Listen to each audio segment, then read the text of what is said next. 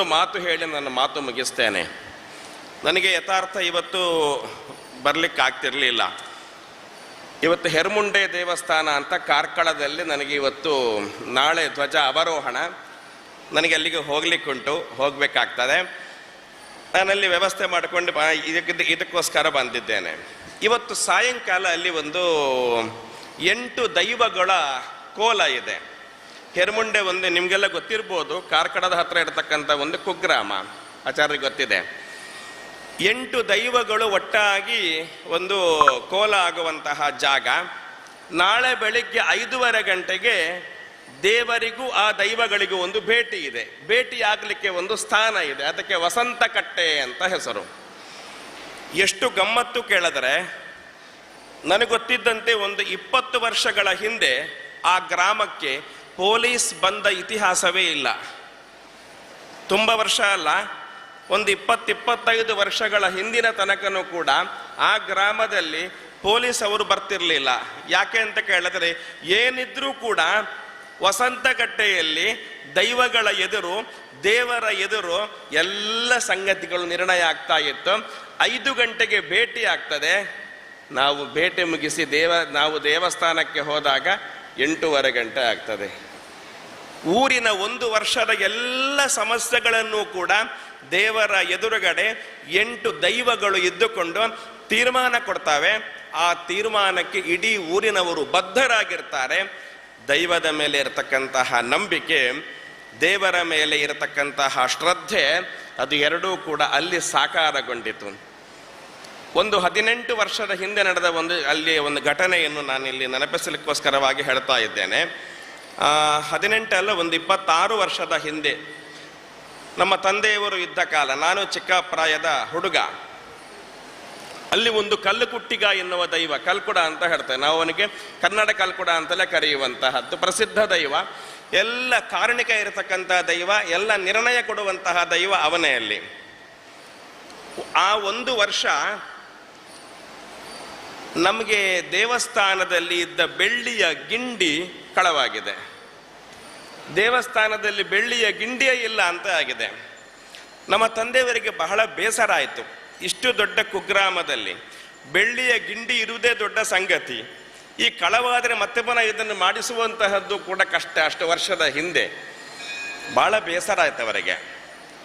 ಅವರು ದೂರು ಕೊಟ್ಟು ಬಿಟ್ಟರು. ವಸಂತ ಕಟ್ಟೆಯಲ್ಲಿ ದೇವರು ಬಂದು ಕೂತಿದ್ದಾರೆ. 8 ದೈವಗಳ ಸನ್ನಿಧಾನದಲ್ಲಿ ಕಲ್ಲುಕುಟ್ಟಿಗನಿಗೆ ಮೊದಲು ದೂರು ಕೊಟ್ಟರು. ಏನು ಗೊತ್ತಾ, ನನಗೆ ನೆನಪಿದೆ, ಅವನ ಹೆಸರು ಬೊಗ್ರ ಪರವ ಅಂತ, ನನಗೇನೋ ಅವನ ಹೆಸರು ಬೊಗ್ಗ ಪರವ ಅಂತ ಏನೋ ಅವನ ಹೆಸರಿದೆ. ಈಗ ಕೋಲ ಕಟ್ಟುವಂತಹ ವ್ಯಕ್ತಿಯ ತಂದೆಯ ಕಾಲಘಟ್ಟ ಅದು. ದೂರು ಕೊಟ್ಟರು. ಏನಕ್ಕೆ ದೂರು ಕೊಟ್ಟರು ಗೊತ್ತಾ, ಧರ್ಮವನ್ನು ಕಾಯಬೇಕು ಅಂತ ನಿಮ್ಮನ್ನು ಇಲ್ಲಿ ಊರಿನವರು ಸೇರಿ ನಂಬಿದ್ದು, ನಿನಗೆ ಧರ್ಮವನ್ನು ಕೊಡ್ಲಿಕ್ಕೆ ಆಗದೇ ಇದ್ದರೆ ಇಲ್ಲಿ ಅಧರ್ಮ ಆಗ್ತದೆ ಹೌದಾಗಿದ್ದರೆ. ಇದು ಸಾಮಾನ್ಯ 6-6:30 ಗಂಟೆ ಹೊತ್ತಿಗೆ ಕೊಟ್ಟ ದೂರು. ನಾವು 8 ಗಂಟೆಗೆ ದೇವಸ್ಥಾನಕ್ಕೆ ಹೋಗ್ತೇವೆ. ಅವನು ಕೊಟ್ಟ ಮಾತು ವಾಕ್ಯ ಏನು ಕೇಳಿದರೆ, ಈ ಗ್ರಾಮದಲ್ಲಿ ಸತ್ಯವನ್ನು ಕಾಯಲಿಕ್ಕೋಸ್ಕರವಾಗಿ ನಾವು ಇಲ್ಲಿ ನೆಲೆ ನಿಂತದ್ದು. ನಾವು ಇರುವುದು ಸತ್ಯ ಅಂತಾಗಿದ್ದಿದ್ರೆ ಆ 2 ಗಿಂಡಿ, ಬೆಳ್ಳಿಯ ಗಿಂಡಿ ನೀವು ದೇವಸ್ಥಾನಕ್ಕೆ ಹೋಗುವಾಗ ದೇವಸ್ಥಾನದ ಮಂಟಪದಲ್ಲಿ ಇರ್ತದೆ. ಅದು ಇಲ್ಲ ಅಂತಾಗಿದ್ದರೆ ನಾವು ದೇವಸ್ಥಾನದ ನಮ್ಮ ಗುಂಡದ ಒಳಗಡೆ ಹೋಗೋದಿಲ್ಲ, ಕದ್ದ ಕಳ್ಳನ ಮನೆಗೆ ಹೋಗ್ತೇನೆ ಎನ್ನುವ ಮಾತನ್ನು ಆ ಕಟ್ಟೆಯಲ್ಲಿ ಕೊಟ್ಟು ಬಿಟ್ರು.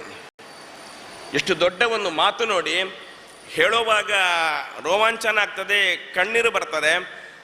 ನಾವು ದೇವಸ್ಥಾನಕ್ಕೆ ಹೋದಾಗ ಮಂಟಪದಲ್ಲಿ 2 ಬೆಳ್ಳಿಯ ಗಿಂಡಿ ಇತ್ತು. 2 ಬೆಳ್ಳಿಯ ಗಿಂಡಿ ಇತ್ತು. ಇದು ನಾನು ಕಣ್ಣಾರೆ ಕಂಡಂತಹ ಒಂದು ಅದ್ಭುತ ಸತ್ಯ. ಈ ಬೆಳ್ಳಿಯ ಗಿಂಡಿ ಇತ್ತು. ಅವನು ಕೆಳಗಡೆ, ಅಲ್ಲಿ ಮೆಟ್ಟಿಲಿನ ಕೆಳಗಡೆ ಆ ದೈವ ಕಟ್ಟಿದ ವ್ಯಕ್ತಿ ಇನ್ನೂ ಕೂಡ ಕೋಲ ಮುಗಿಲಿಲ್ಲ, 4 ಜೀಟಿಗೆ ಹಿಡ್ಕೊಂಡು ಅಲ್ಲಿ ನೆಗಡ್ತಾ ಇದ್ದಾನೆ. ಯಾಕೆ ಗೊತ್ತಾ, ಗಿಂಡಿ ಇದೆ ಸಿಕ್ಕಿದೆ ಅಂತ ಅವನಿಗೆ ಗೊತ್ತಿಲ್ಲ.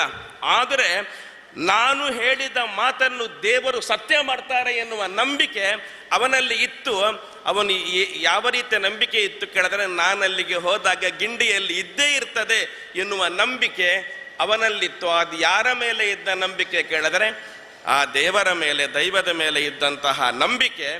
ಈ ನಂಬಿಕೆಯನ್ನು ಉಳಿಸಲಿಕ್ಕೋಸ್ಕರವಾಗಿ ದೇವರು ಆ ಕಳ್ಳನಿಗೂ ಕೂಡ ಮನಸ್ಸಿಗೆ ಹೋಗಿ ಮುಟ್ಟಿಸಿ ಬುದ್ಧಿ ಕೊಟ್ಟು ಅವನನ್ನು ಇರಿಸಿದರು. ಪ್ರಾಯಶಃ ಕಳ್ಳ ಅಲ್ಲೇ ಇದ್ದ, ನುಡಿ ಕೊಡುವಾಗ ಕಳ್ಳ ಅಲ್ಲೇ ಇದ್ದ. ಅವನು ಹೆದರಿಕೊಂಡಿದ್ದಾನೆ, ಏನು ಈ ದೈವ ಅಲ್ಲಿಗೆ ಹೋಗುವುದರ ಒಳಗಡೆ ಗಿಂಡಿ ಬಾರದು ಇದ್ದರೆ ನನ್ನ ಮನೆ ಬಂದು ಸುಡ್ತದೆ ಅಂತ ಹೇಳಿದೆ. ಈಗ ನಾನು ಸೇಫ್ ಆಗಬೇಕಾಗಿದ್ದರೆ ನನಗೆ ಒಂದು ಒಳ್ಳೆಯ ದಾರಿ ಮಾಡಿ ಕೊಟ್ಟಿದೆ, ನಾನು ಇಟ್ಟು ಬಿಡ್ತೇನೆ ಅಂತ ಹೇಳಿ ಇಟ್ಟು ಬಿಟ್ಟ.